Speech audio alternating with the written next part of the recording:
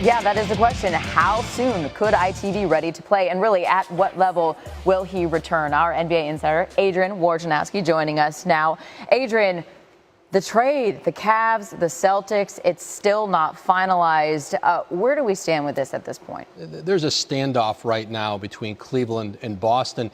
Cleveland would like to get some additional compensation to finalize the deal based on the fact that they feel that the medical, when they looked at Thomas's physical, that their determination was it may be a longer rehab and recovery period for Thomas that may go well into the regular season.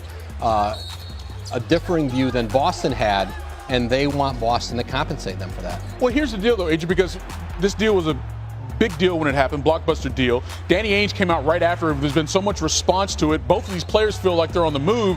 So from the people you've talked to, what's the likelihood that Boston would even be willing to sweeten the deal at this point? Boston is absolutely going to resist this, and it's going to become a situation where will Cleveland really threaten to veto this deal, bring Kyrie back, send those players back to Boston, and then go see if they can find a deal for Kyrie Irving elsewhere that still approaches what they're getting from Boston. Remember, what Cleveland really wanted from the Celtics more than anything was that unprotected 2018 draft pick, because they don't know their future with LeBron James. He's not committed. That's what they valued the greatest in this deal, more than they did Isaiah Thomas. But Isaiah Thomas for them is the short-term play in LeBron, with LeBron essentially in the last year of his deal.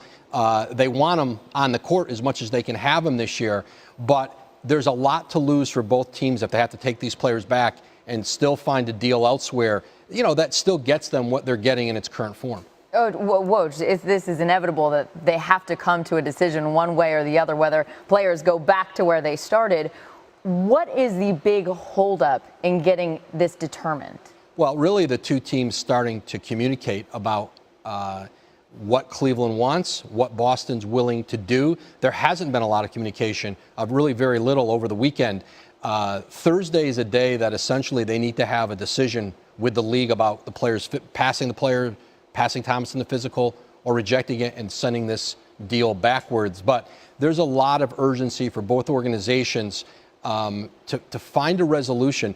Even if Boston took back Isaiah Thomas, they don't get Kyrie Irving, they could do a trade for another point guard somewhere. They're not getting a player back the caliber of Irving. Those players aren't available in this league. So both sides really have to decide whether they're willing to go the distance here and walk away from this thing. It would be tough for either one of those teams to take those players back. It would be extremely difficult from a basketball standpoint, and just the psyche of all those players involved, trying to reincorporate them in. And Kyrie Irving doesn't want to be there anymore. Right, and we already have fans burning jerseys. These dudes can't come back to their teams. They got to go at this point. And where it starts is modern technology. Maybe just pick up that thing called a phone, call each other, work it out. Hey, let's make this happen. I've heard of it. Woj, Thanks, appreciate the time, Thanks, man. guys. Good stuff as always.